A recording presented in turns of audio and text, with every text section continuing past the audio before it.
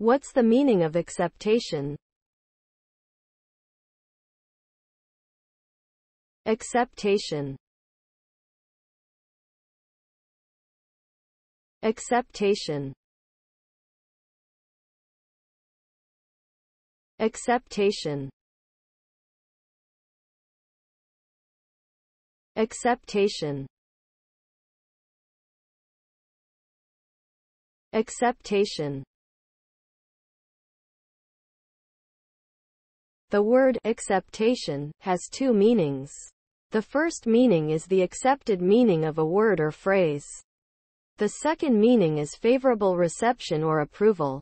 Briefly, the meaning of acceptation can be described as the way in which a word or phrase is understood or interpreted. It can also refer to the act of accepting something with approval.